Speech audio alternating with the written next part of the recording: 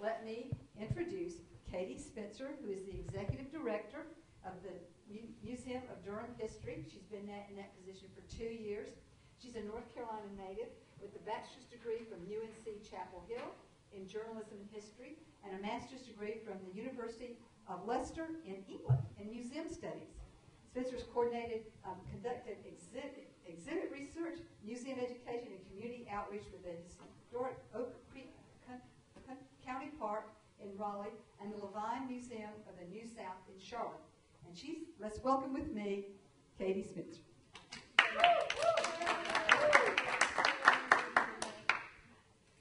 I take your mic for the purpose of the camera? Thank you. Thank you for braving the rain here and coming out to join us. We're just going to have an informal conversation here amongst our panelists. I thought before I introduce them, I would just share how I got involved in this. As Joanne mentioned, I was working at the Levine Museum of the New South when a delegation of board members from the museum came through. They were touring different museums to get a sense for what they would want to draw on for a new history museum. Can you hear me in the back? And so my boss, Tom Hanchin, and I gave them a tour, and I was really excited by what they were doing. I remember Tom was there. There were quite a few. So that was my first introduction. Little did any of us know that I would move to the area later, start volunteering, get involved, and the rest is history. So I didn't intend the pun. Let me introduce our panelists, who probably need no introduction, but I'll start down at this end. This is Tom Krakauer, President Emeritus of the Museum of Life and Science, and the founding chair of our board of directors. Joyce Smith is recently retired from the North Carolina Department of Commerce, is a faithful community volunteer and a board member since 2013. Josh Davis is a historian, postdoctorate fellow at Duke University's Thompson Writing Program, a board member at the museum, and a member of our History Advisory Committee. And Josh is also the co-curator of the Soul Souvenirs exhibit that we're going to talk a little bit about, and the brand new website sponsored by the Durham County Library, bullcitysoul.org. And Lou Myers is a principal at Perkinsville, formerly the Freelon Group, and our immediate past chair on our board. So I was going to first mention that when we opened, Jim Wise, another one of our board members, and someone who probably also needs no introduction, but is a community historian, sent me a newspaper article that says, "Museum for City proposed by Carr. Mayor would provide place for exhibits depicting early history of Durham," dated, let's see, this was dated May 12th, 1932. So I don't know if you want to pass it, but so that, I guess that is to say that a lot of people have been wanting this for a long time, and sometimes it takes a little bit of time. There have been quite a few committees and efforts to really get this thing going. There was the Cultural Master Plan History Museum Task Force and the Cultural Master Plan Advisory Board, which really provided the impetus, the History Museum Planning Committee, and then our first board of directors. So Tom, you and Jane Goodrich and Barker French were founding board members for this effort in 2009, I believe. Can you tell us what that was like and why this was an idea whose time had come? Thank you very much. Yes, the Durham's Cultural Master Plan felt that the main gap in Durham's cultural repertoire was a history museum. They recognized that we had good organizations that looked at a particular site or a particular time, but there wasn't a comprehensive history museum that, no pun intended, would serve as a hub, that would connect people from downtown to these various organizations and would be a comprehensive approach. So this was what was handed to the Cultural Advisory Committee, which was chaired by Jane Goodrich and Lynn Richardson. And we conducted a preliminary master plan, and what that said was basically set up a board, get your 501c3, raise some money, and move forward, start doing things. And that was about the time that Lynn and Jane brought me on board, probably knowing that I knew a little bit about running museums. And so we decided, after we did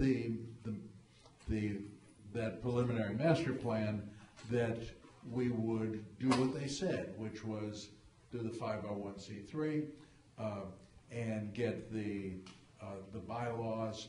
And the first board, the founding board, was Jane Goodrich, Barker French, and myself. Barker was involved with the cultural master plan. And then our job was to build a board and move from there. Great. And Lou, you joined not long after and became chair in 2012. Of all the exciting, interesting things happening in Durham, there's a lot going on. What made you decide to be a part of this, or who? Well, two things. One, I got a call from Yvonne Coleman, and Yvonne said, Lou, you're going to get a call from Tom Krakauer to ask you to serve on his board, and you're going to say yes. Well, I wasn't going to argue with Yvonne. So that was one thing, and I was somewhat familiar with the cultural master plan and the report. But one, I like challenges. I was trying to understand how a museum that should have been the first museum may very well be the last museum to come online. So it was just sort of intriguing. So one, how can that happen? And two, I enjoy sort of solving problems, putting puzzles together. And this was certainly, you know, where all the pieces, how to get them lined up. And then Tom had working experience running a museum. Freelon had done a number of museums. So I guess I understood the process and really the importance of that upfront work, you know, trying to define what you're going to be. So it was all of those things, but probably Yvonne, I have been served on it, I probably would have declined. So there was a board retreat in April of 2011, and I think of it, you know, as very important in the development of the museum. I think it gets referenced regularly, and I just went back and pulled a couple of goals and quotes from that report. This was 2011. So, located in a visible downtown location, the storefront museum will be the first physical manifestation of the museum, a home base for its activities and growth. It is envisioned as high energy, inviting, and an accessible place where people can see and contribute to the museum in progress. So I love that, because I feel like that's what we're doing at the Hub, and I think it takes work to get to even being able to say in words that concept and that starting place. I was wondering if both Tom and Lou could speak a little bit more to the vision that was established in those early days, in that retreat and board meetings around that time, and share. Yes, we sitting around the table, we were all sobered by what we knew nationally, with the fact that local history museums were a dying breed. And So what we wanted to make sure was that what we created was something that had a real vision of engagement, and that we've often used the pun, it's not a teapot museum. And so that's, we had an interesting group, and we really focused on the sort of museum that we wanted to become. I have two things. One, the thing I think we struggled with was what was our position in the cultural marketplace, if you will.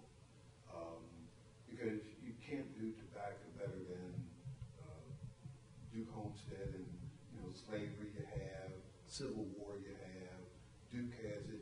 So there were a number of museums, and just where did we fit? Because from a practical standpoint, there's the pie for supporting museums, as Tom indicated, just the conditions in. The pie was not growing, and you start to take a piece of somebody's pie, and then you got frictions and other kinds of things. So one, I think that we successfully handled that issue, building relationships with what I call our sister organizations.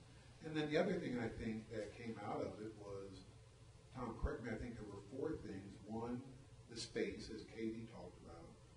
2, strengthening the board, bringing on more board members. I think the third thing was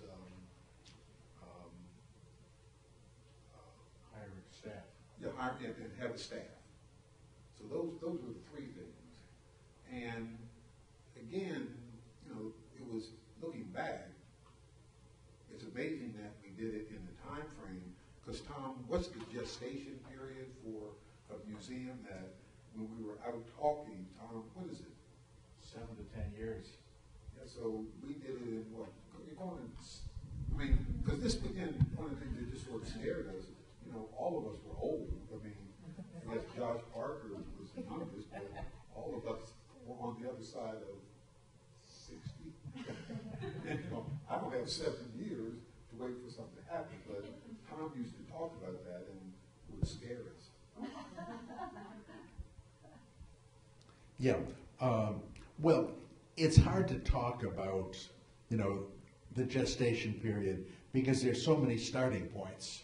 Whether you start in 1932, whether you start with the group of people in South Durham sitting around their kitchens and living room, or whether it started with the Cultural Master Plan, which was approved in 2005, and for us to be open in 2013, that was right on track.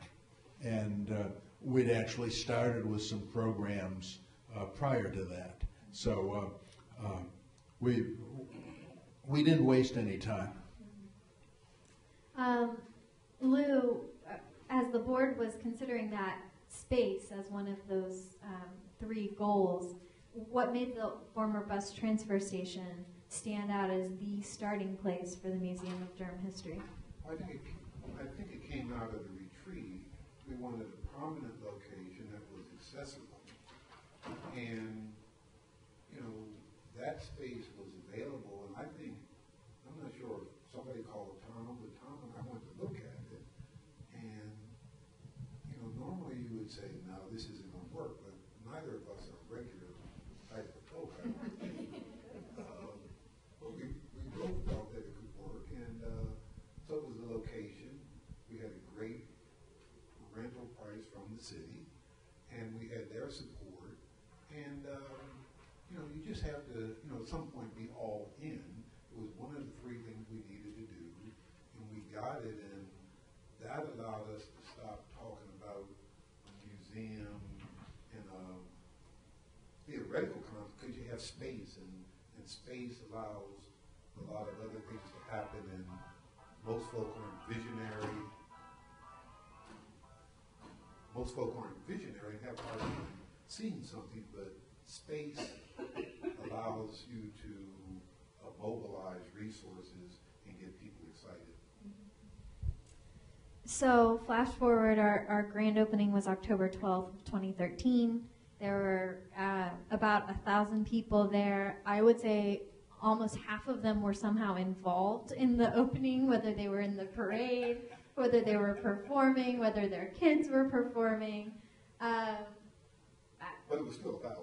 But it was still 1,000. And, you know, I think that's what a community museum should be anyway, is facilitating involvement. This is our local history, all of ours. So, but I think the grand opening, I know, I went home and fell asleep. It felt like the culmination, the finale to all of our efforts, but really, it was the starting line. We opened the doors much more quietly on that next Tuesday, 10 to 5, and have been opening them now for 9 months, Tuesday through Saturday, 10 till 5. So anyway, Josh, you got involved with the museum, I think, because you were looking for ways to connect your first-year Duke students to Durham and to Durham's history. You had your students create Durham history exhibits. This is pre-grand opening for these pop-up museum events. We were, Tom mentioned there was some programming before the museum opened. One of the things we did in the empty bus station was have these pop-up museums. We would open the doors for a few hours and set up a temporary exhibit curated by community members. So, Josh, can you talk a little bit more about why you reached out and what your students' experience was like through those pop-up museums? Okay, yeah. I went to grad school at UNC, only took 7 years, and I actually first came to Durham, in the mid-90s for a summer camp at Duke, and fast forward now, I was teaching at Duke, and I was actually teaching a history of Durham class, and I think, to me, it was a history class, but there's this famous quote from William Faulkner, the past isn't dead. In fact, it's not even past. And I think for me, that's kind of one of the big reasons why I'm interested in teaching a course in the history of Durham is that we have students who come to Duke and also students who come to Central. I think this issue is bigger at Duke than it is at Central, but at Duke, maybe the student body is 18% in-state. I've taught 120 students, and 3 of them were from Durham. And I think we probably all are familiar with the long and twisted history of Duke-Durham relations. And frankly, there are a lot of undergraduates at the university who have no interest in Durham. And that to me is a tremendous, tremendous problem. And so not only was it I was teaching this course on the history of Durham, but I wanted students to be able to connect the past to the present. And I really was thinking to be able to get them into a community space where they have to present their research, talk to people, present, these posters that they created. They could, in a way, contribute something. It's very small, but they could also learn from people in their community and just interact with people and just meet people who are not 18 years old and are also not their parents and essentially, patron saints and antagonists. So it was a very powerful thing to have this event the first time where students gave about 12 different poster presentations. They're essentially exhibits. We call them pop-up exhibits. I think it really scared them to go into this thing, and they really were upset with me for doing it at first. But that meant they took it seriously. And I'll try to wrap this up, but when students take things seriously, when anyone takes something seriously, that means they put more into it. And so students went into this thing not knowing what to expect, and it was a lot more fun, I think, than they thought it would be. And they actually, even some of the very, very nervous ones and shy ones, I think enjoyed talking to people. And so that's kind of a long anecdote, but in a nutshell, it's very important to me to get people from college campuses, especially Duke, but also Central, off campus into the town, and it's not going to cut it just to do parlor ice cream and Pizzeria Toro. I mean, those are places I like, but something more sustained and thoughtful than just buying something that tastes good and then going back to campus. You know, the first pop-up museum we did with your students, Josh, I mean, we never knew how many people were going to turn out for anything. We've got this really amazing events committee going now, but in the early days, I mean, we had no idea. I think the event started at 6. 5:30, a bus pulls up. And it's a bus full of seniors from one of the, and I don't even remember from where. It was one of the local retirement communities. And they get off the bus and, oh, can we come in? Oh, we know we're early. And they know people in the photos and on the displays that Josh's students have pulled together. And I think that moment, you know, having someone say, I know that person, I was there for that event, those are the moments that happen in the History Hub. And to me, they're some of the most poignant moments because, like you said, it does show that history isn't just this thing far away in the past or in sepia photographs. It impacts us very much today. So I loved that moment, that you know, bridging from the college student experience to this group of seniors. So I already talked a little bit about the grand opening and about opening the doors now Tuesday through Saturday. And Joyce is one of our board members, but she's also one of the volunteers that comes in. She comes in every other Thursday.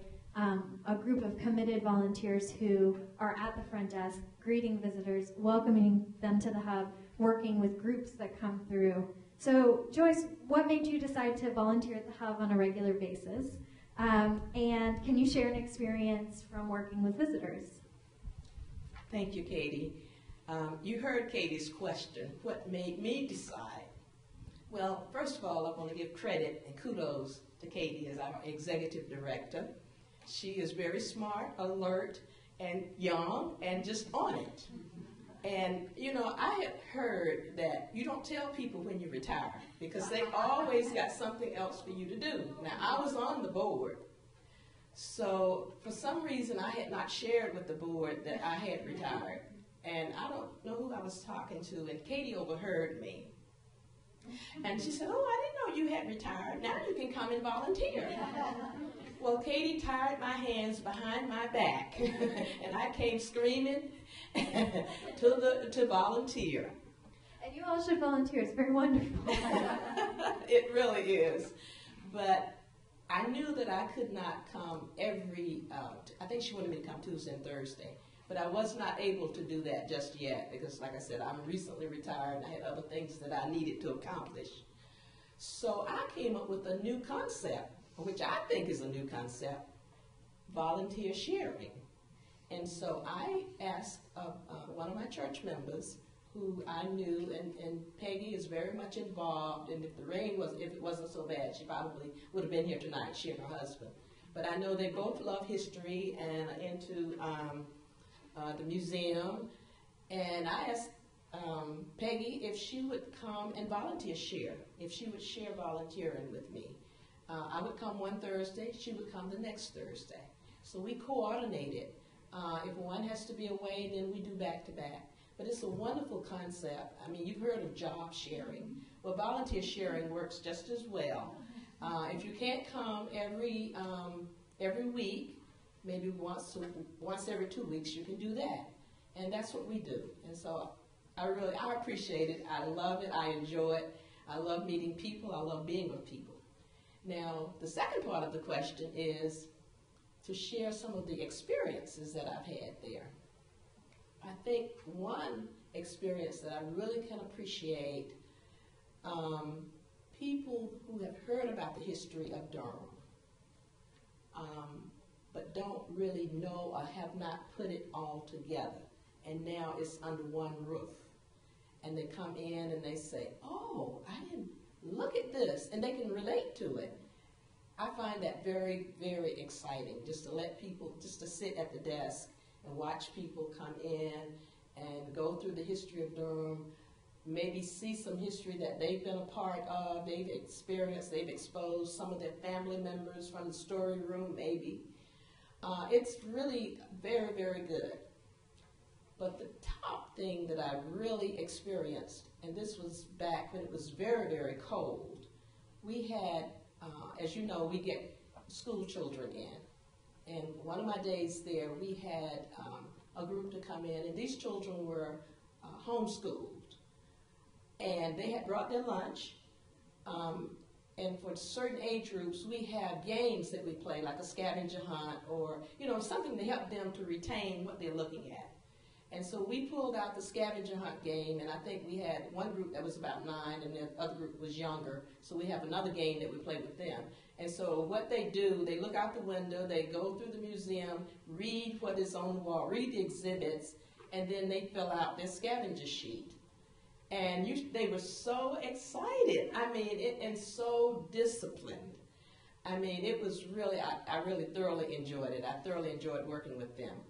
And like I said, they had brought their lunches, and we were trying to figure out how we could let them eat inside because it was very cold. I mean, the wind was blowing, I believe. And they said, the teachers said, oh no, we're going to eat outside. And so they took them outside, and they sat around, ate their lunch, picked up after themselves, and I guess went back to school. So that was really an enjoyable. Those are 2 occasions that stand out in my mind. Most of the time, it's just people coming in and you explaining the exhibits to them. Thanks, Joyce. So in addition to a very active group of, we call them core volunteers, these weekly volunteers, who, by the way, volunteers donated this last fiscal year an estimated 4,400 hours to the museum. So it makes a big impact, as you can imagine. We also have student interns. We have interns from NC Central, and we have interns from Duke who come and they plug in various ways. They help us with social media. They help us with design projects. And it's wonderful. Josh, as a teacher of college students, can you talk a little bit more, and you have, but about the role that you think that the museum can play for college students now and going forward into the future? Yeah, I mean, well, maybe it sounds simple, but again, just getting students off of campus is a big first start. Getting students into the city, into a public institution that's free, where they can learn stuff about their surroundings. But I think even going further than that, you know, we've had these student projects where students had to present at the building, but I guess we've had 2 of my former students, right, who the last spring worked as interns at the museum and were paid by the Federal Work-Study program, right? And so these 2 students had been exposed to the museum through our class project and then wanted, you know, Katie came to our class, talked about the museum, and they wanted to do internships. And I think, just from what I've heard from you and from other people, they have been really good at what they do, and they have been open. Like, that's the important thing. They've been open to learning, and again, you know, interacting with people who aren't just parents or paid to be their teachers. I think in some ways, people that age, maybe all people, are like more open to learning from people who aren't like authority figures. I mean, maybe you are an authority figure, but I bet they don't think of you as one. I think they think of you as like a really cool person who's in a position of responsibility. So that's the ideal, and it would be great if we could have more college students from Duke and from Central. I mean, maybe other universities, but I think those in particular, because they can get paid by the Federal Work-Study program to do what I think is a pretty interesting internship. Yeah. One thing that's really neat that has been happening within our volunteer program and our intern program is we try to pair at the front desk our interns who are 18 to 22 years old with our core volunteers, many of whom are retired. They have the wealth of experience that has come from their professions that they retired from, and that level of comfort in answering visitor questions. And I think the interns can provide some tech familiarity. And so it's this wonderful, and some energy, and it's this wonderful sort of mentorship that we've seen happen in several different instances. And I just bring it up because that on that level, and then also through some of the programs that I'll talk about in a minute, I think one of the things that we really want to be doing is bridging different groups of our community here. Not just creating these programs that are tailored to this one group or tailored to that one group, but can we get people together across age, across all these different sectors of our community together. I think we called it a campfire when in some of the board planning sessions, having the central gathering spot.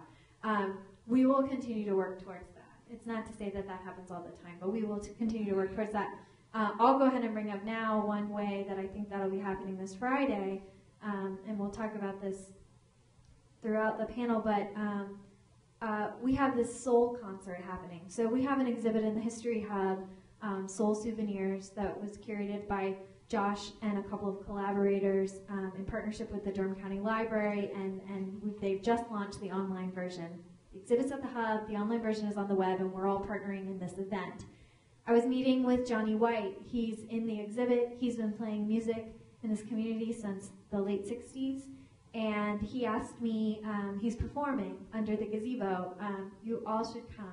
And he said, what is the age group? What is the age group going to be so that I can, just determine my set list? I said, it's going to be all over the map. It is, because we've got the Third Friday crowd that's coming out, and they tend to be younger folks, and we've got all these people that have come in to see the exhibit that remember being at Johnny White's performances when he was first playing in Durham. So that's what we should be doing, that connecting newcomers, connecting all these different groups under this sort of shared sense of the past and this shared Durham.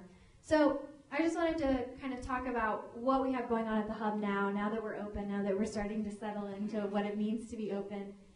First of all, we have Durham A to Z, which is a rotating exhibit. It rotates every 3 months, so quarterly, and it goes down the alphabet with a different topic. We're on C right now. C is for credit unions.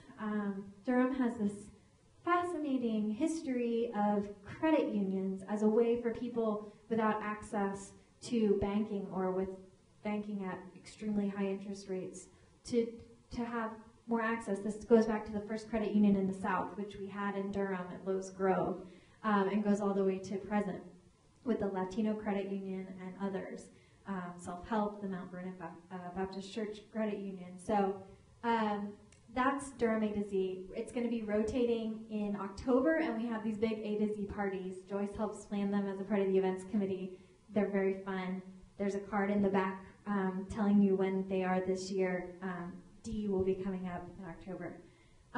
Our Bull City, that's our Bull City, is an exhibit space. It is actually magnetic, a big metallic, I should say, wall where the exhibits are installed with magnets. And the reason we did that is that space is dedicated to exhibits that are created by what we're calling citizen curators, people who propose an exhibit topic and something they care about. It could be anything. It could be we have one coming up on basketball at the high school level in Durham. We have one up right now, a photographer, Humanga, and then they make it happen. We're booked through the end of the year in that space with a different one each month. And we're starting to fill up for next year. So that's that space. We have the story room where people can record personal memories about Durham's past. We have a story squad of individuals who are helping us gather those stories, and we're partnering with the Durham County Library to archive them here when they're recorded. We have group visits like the one that Joyce mentioned, but also including school groups, including senior groups, adult groups of all kinds, professional groups. And we have the history groves, which are these trees that are planted out in the community in honor of a Durhamite from the past that create this sort of network of groves that help us remember people who have come before. So through these early programs, through opening our doors, we've seen tremendous growth. Our pop-up museums and whatnot were reached 1,800 people in the previous fiscal year. This fiscal year that just ended, we reached 6,000 people, and we're anticipating 10,000 people to come through the hubs in the fiscal year that we just started. We're on a July to June. So that's kind of an update to bring you up to speed where we are right now. If any of these things catches your attention, it's all about involvement. So I hope you'll talk to us afterwards. Joyce, another question for you. You're a part of this very active events committee. I just love these events that the events committee has been making happen at the hub. It's a small space. You would not believe how they pack it with people, and just we'll have these kind of open house. So can you share, Joyce, a couple of upcoming events and just what it's been like to be on the events committee? Oh, it's great to be on the events committee. I love hospitality. I love talking. I love people. So it's obvious. And like Katie said, we do plan, and we have to really think about how many people we are going to be serving, because we really don't know. I mean, the invitation is out there, and we have just been amazed at how many people show up for our events. And like Katie mentioned, we are, this coming Friday, we have the Soul Music one coming online. It's going to open. Then October 1st, we are opening up the D, which is part of our alphabet exhibit.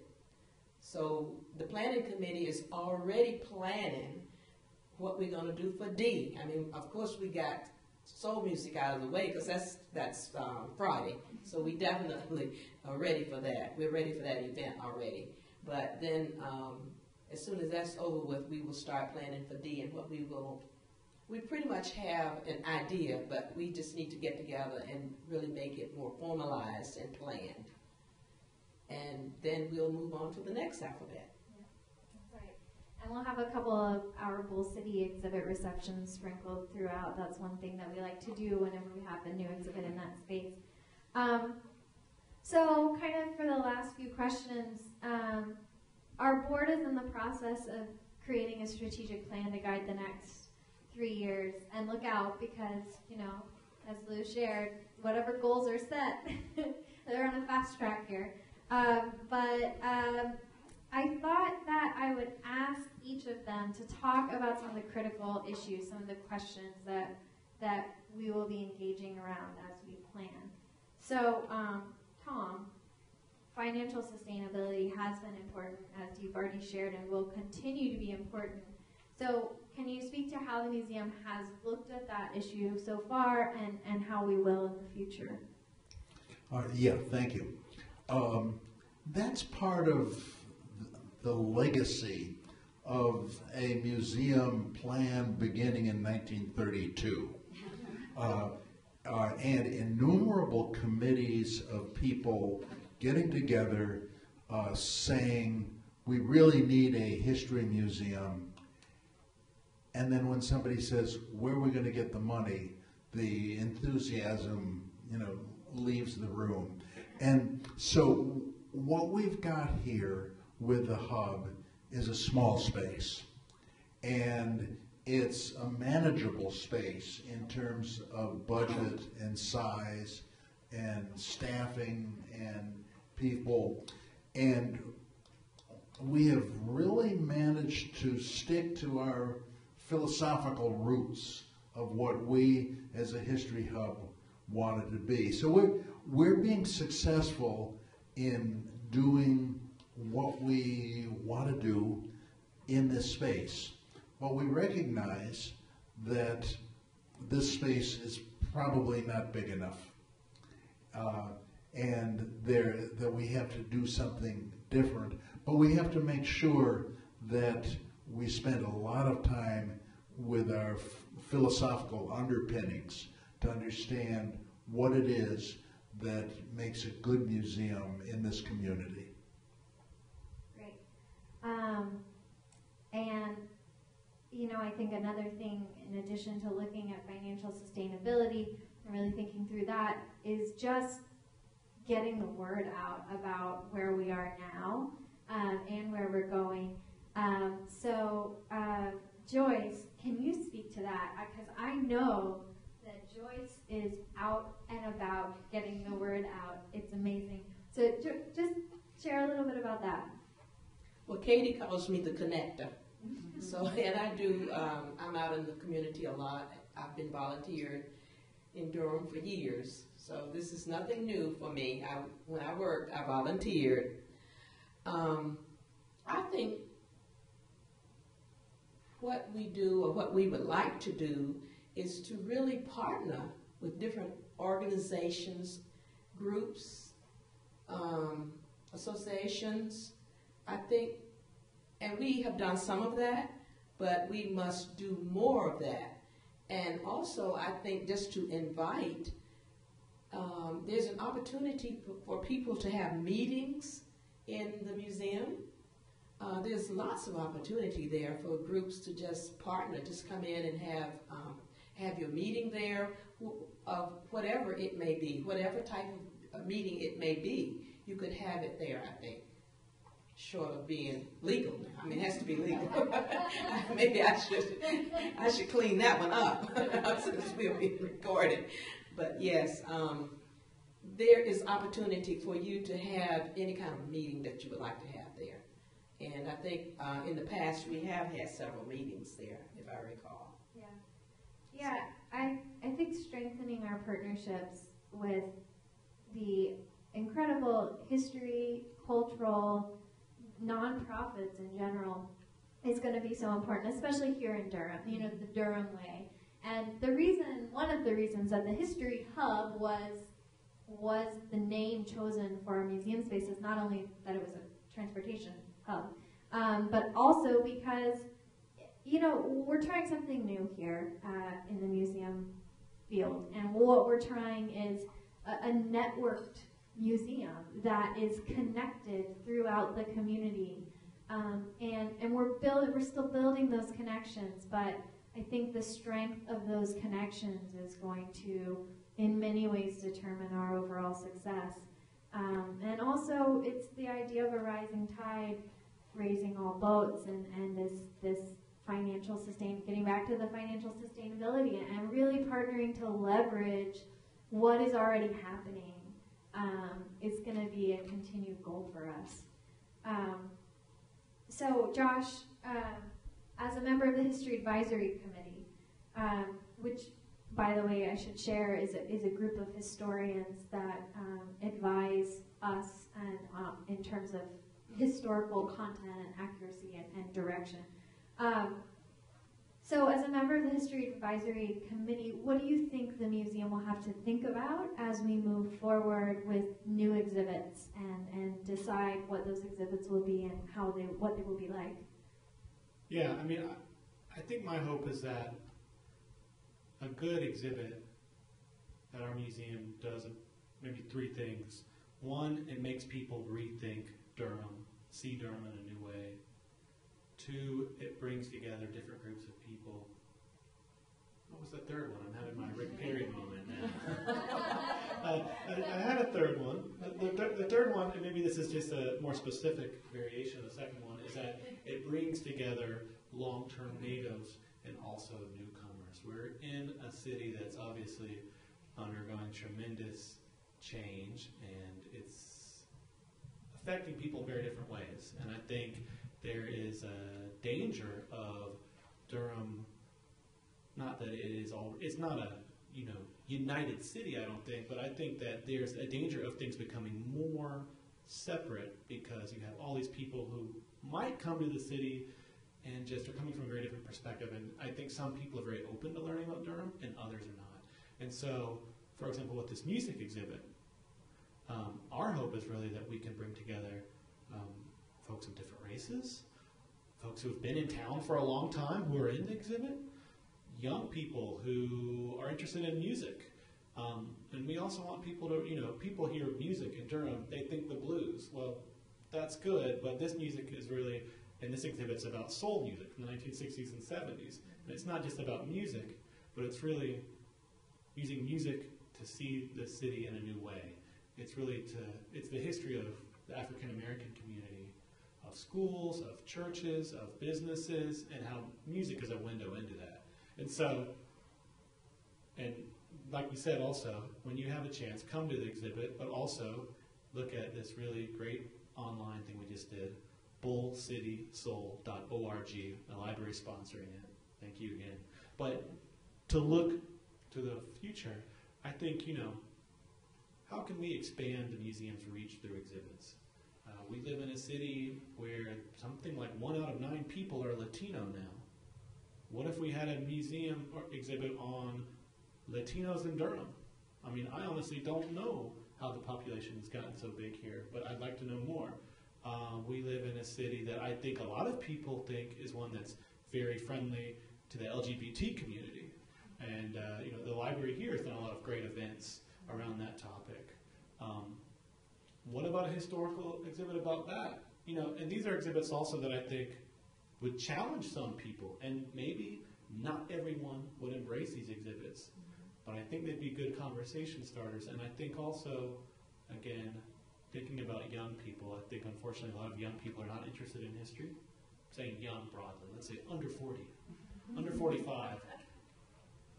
If we can get these people to invest more in the city's history, I think that means we're getting them to invest more in the city. And so we have to think about exhibits that are going to bring in people who are going to live here for the next 30 years. Yeah. The city and the county, Durham as a whole, I think is growing very quickly. And that's a tremendous opportunity. And I also really appreciate what you said about not exclusively exhibits that are, rah-rah on the surface, go Durham. We live in an amazing community, but what about, I think we need to balance celebratory with challenging and with inquiry and really looking critically at our history. And when I say critically, I don't mean criticizing, I mean thinking critically about where we have come from and where we're going. And one thing that has been a part of the discussion since the early days is looking at exhibits thematically in ways that can bridge some of these different groups. For example, we're in the planning stages of an exhibit that will roll out in 2015, which is the sesquicentennial of the ending of the Civil War at Bennett Place, and really the beginning of Durham. We're tentatively calling it Durham Beginnings. It's about all the people who came to Durham at that point in time, but all of us have a coming to Durham story, including the new population that Josh just mentioned of Latino immigrants to Durham. So I think those kinds of, taking that, it's rooted in the past, it's rooted in 1865, 1870, but how can we broaden it out to say, think about when you came to Durham for the first time, and why have people historically come to our community here, and what can that tell us about today? So some of those kind of thematic connections. I want to mention also along similar lines, 2 story room projects we have going on. One is the LGBT history, which Josh mentioned, and trying to gather stories in the story room about that. And the other is called the McMahon Project, and it's about entrepreneurs. There's so much buzz around entrepreneurs today and the new tech scene, but we have a history of entrepreneurs going back to McMahon, who we named this after, who was an entrepreneur in the Durham area in the 1930s, I believe. If Jim Wise were here, he could tell me. In the 1830s. And thanks, Lynn. And she's on our history advisory committee, so she's doing her job. So anyway, I think that all of these topics are just so rich for mining and learning about our community through them. All right, wrapping up, and then we'd love to hear questions from you all. Lou, kind of to round us out here a little bit, Durham is undergoing tremendous growth. How do you think the museum fits into that now and can fit into that in the future? And man, imagining Durham 10 years from now, with all the tieback that's going up on all the construction right now, how can we play a part of that, even looking 5-10 years into the future? Well, I think that we're coming up on a year, and what we've done in less than a year, I think is tremendous, and I think we're beginning to find our place within the whole cultural repertoire. And I think that we will likely be, you know, if you Google Durham history, you start with us. So I think that people will start with us, and then I think that hub, how you get from us and do the kind of connections, I think we've done a great job of that, and I would suspect that we would get better at doing that, you know, just very collaborative and understanding that, you know, just the links of, you know, the library and a museum or certain kinds of nonprofits and the museum. So I think we're doing a good job of that. And then ultimately the issue of where we go for space, I won't be on the board then, but in the meantime, I think that our central location, and we've had some discussions with the city, you know, how we can sort of be an oasis downtown, and, you know, can we put some picnic benches there and make it more inviting while the museum is open, 40 hours a week or whatever that may translate into. You know, we have that space. We have the gazebo. We've got that other kind of space. And I think as more people move downtown, and, you know, with 605 and Whetstone, I mean, there are going to be a heck of a lot of folk downtown. And I think so we can be an oasis there. And then I think finally with more visitors coming, with the hotels, you know, again, I think that, you know, we can begin to let people know what Durham is and the great history it has, and, you know, just be a real player in the community, you know, helping make Durham what it is. Thanks. So I'll just wrap up actually by letting you know that we really need your involvement in whatever way fits for you. So first of all, I would say, first of all, we need your stories and the stories of your neighbors and the stories of the people that you know who have been a part of Durham history. So think about the story room, coming in and interviewing someone in the story room, or just coming by to see it first and then taking that next step. We need your volunteer time in ways big and small, whether you have or can make a regular commitment, or whether it's helping out at an event like the Friday event. And then finally, we need your contributions. We talked a little bit about financial sustainability. The city and the county, we do receive some support from them, and that has been wonderful. But the fact is, no one group, we receive support from different businesses.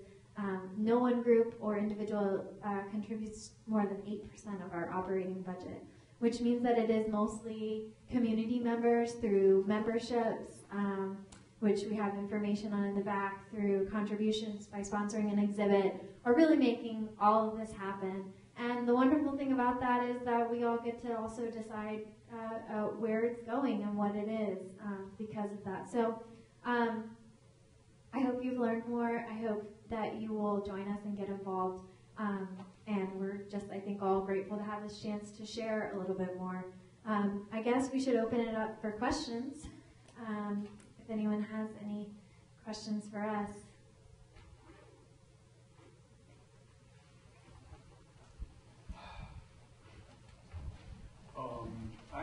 Well, for one thing, Durham started out as a train station.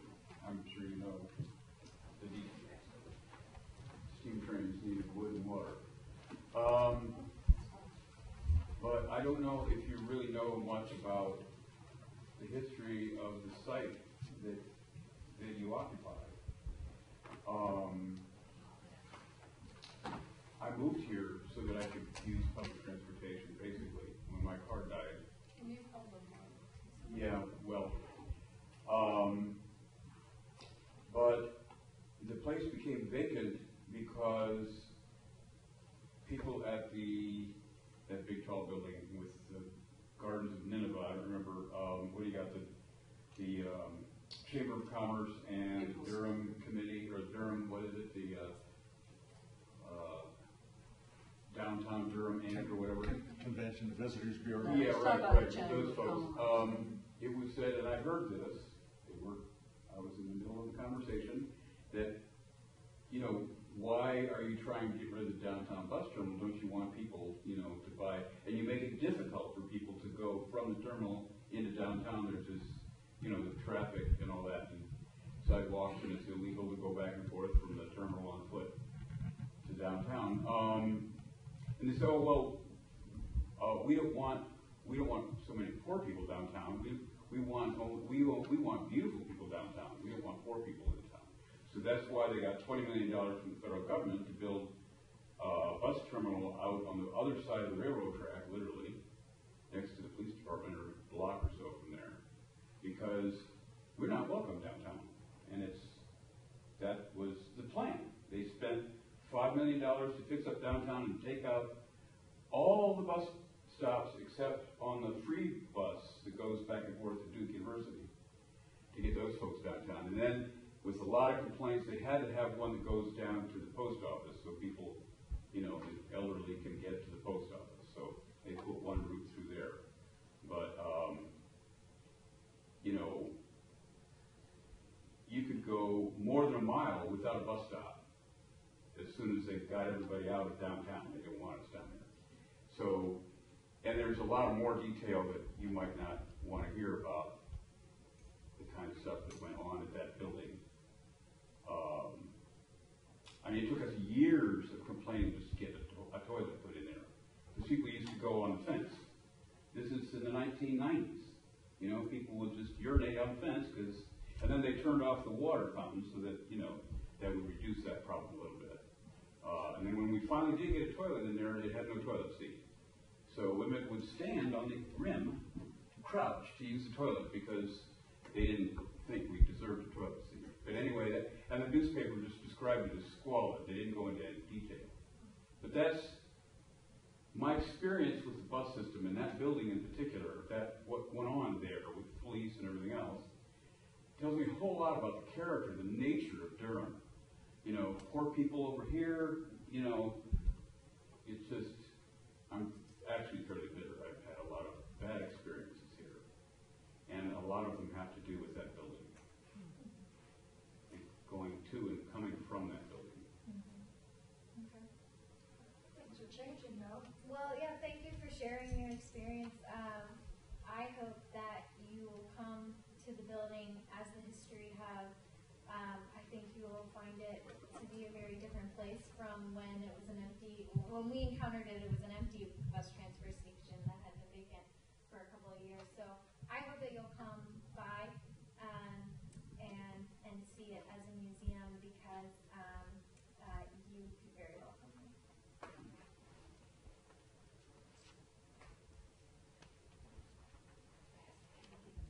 Oh, okay. So Lou touched on this just a little bit, but I'm interested. One of the things that the cultural master plan that we talked about from 2005, one of the things they recommended that the History Museum would do, besides, you know, obviously cover the history of Durham, was sort of help drive people to all these historic sites and that kind of thing. So what is being done to get people to other significant Durham sites? Yeah, that's a great question. So right now, one of the things that we do is we train our front desk staff, volunteers, to guide people out to those places. We collaborated with the Durham Convention and Visitors Bureau on a map that details all of them in one place. And we also have driving direction cards that give directions specifically from the History Hub to each of those places. So a lot of that, and we have a brochure rack where we have brochures from all of the members of the Heritage Alliance, which is a group of history organizations and cultural organizations. So those are some of the things that we're doing from the front desk, and I think we do get a lot of out-of-town visitors and a lot of newcomers to Durham who are very eager to explore some of these sites and who may spend a half an hour or 45 minutes in the hub and want more. And it's really great to be able to kind of guide them, and because it's a small museum, we can give them kind of that personalized attention of like, oh, if you're interested in this, you should go here. In addition, it's putting up flyers, it's helping on social media to spread the word. But I also think that in the long term, I have some ideas cooking to continue to establish even more meaningful partnerships through our members and through some different ways. So it will continue to be on our radar, as we mentioned, but that's what we're doing right now. Thanks.